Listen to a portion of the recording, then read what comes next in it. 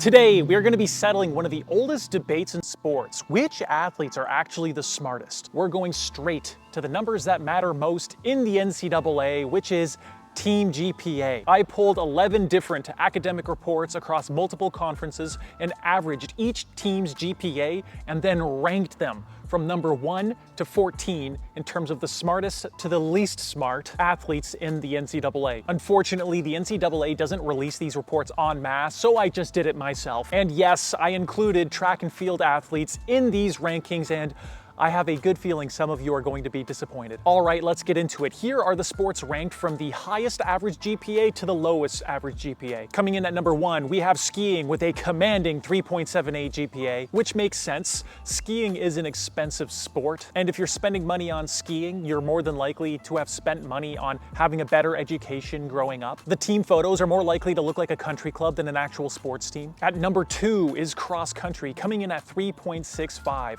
These guys and gals are grinding 80 to 100 mile weeks, and all of these people are just a little bit weird or quirky, and they all have the tendency to be in business, science, medical, or maths majors. If social anxiety was also a sport, these guys would be at the top of that list. When these guys and girls aren't doing aerobic or double threshold workouts, you can find them at the library or putting Vaseline on their chafed thighs, but overall a stellar performance by them. Volleyball comes in at number 3, crushing it with a 3.6. Whether it's men's or women's, these athletes are very consistent in the classroom. Apparently your height and vertical has something to do with how you're going to do in finals. Coming in at number 4 with a 3.5 GPA are gymnasts, which doesn't surprise me. Gymnasts are just inherently weird. Beyond the absolute grind at the gym, spending hours doing cartwheels and backflips, they're spending time studying for midterms, which is why they're at a strong number 4. Beach volleyball slides in at number 5 with a 3.57. There's only a couple beach volleyball schools, but apparently as you shed your clothes, you also shed a few IQ points, which makes sense. Hot people generally don't have to think as hard. Both soccer and golf come in at 6, tying with a 3.54 GPA average. I would have thought both of these sports actually to be a little bit higher on the list, but apparently not. The split-second decisions over a 90-minute game or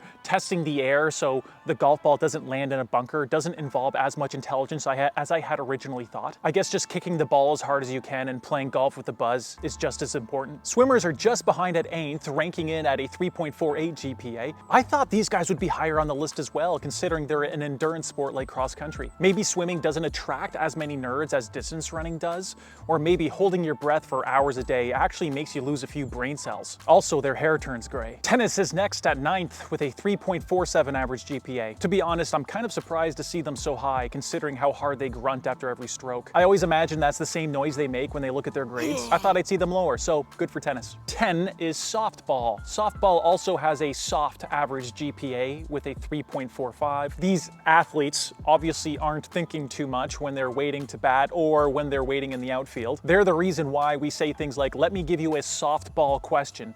Not a great reputation for the softball community, and it reflects in their ranking here. Track and field comes in at number 11 on this list, and to be honest guys, this one hits close to home. With a GPA of 3.43, this is why all of our commands in our sport are one syllable long. We simply can't comprehend anything more complex. Me throw, me jump, left foot, right foot can summarize our whole sport. The most complex event in our sport is the triple jump, with the hop, skip, jump, and even they sometimes forget the order. For such a diverse group of athletes, it's nice to know that at the end of the day, we can all get together and play with chalk on the sidewalk. Number 12 is baseball at 3.38, also known as man softball. The reason why there's a home base in baseball is because baseball athletes have a trouble with the concept of 4. They'll frequently say things like, "That's impossible" when you They'll frequently say things like, "That's impossible" when you introduce fractions, which is why they've introduced the home base. If you play baseball in the NCAA and you don't sign with the Dodgers right outside of graduating, you're cooked. Coming in at number 13 with a 3.34 average GPA is basketball.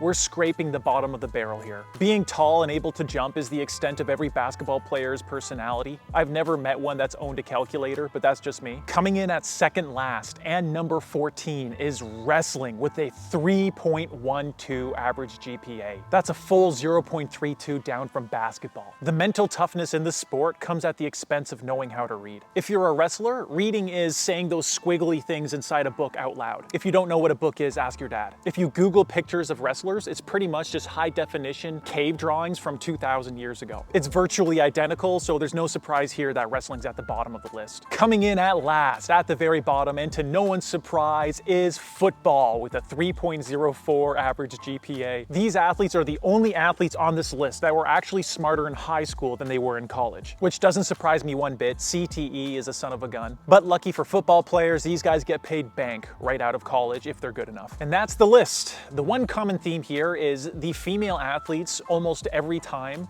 scored higher than their male athlete counterparts in the same sport. So the males actually brought all these GPA averages down. And that theme continued at the bottom of the list with the male-dominated sports like wrestling, football, and baseball scoring very low average GPAs. But I guess you just can't win at everything. Guys, I hope you liked this video. I hope you found it informative and enjoyed it. And if you did, please like and subscribe down to my channel. It would really help me. And on that note,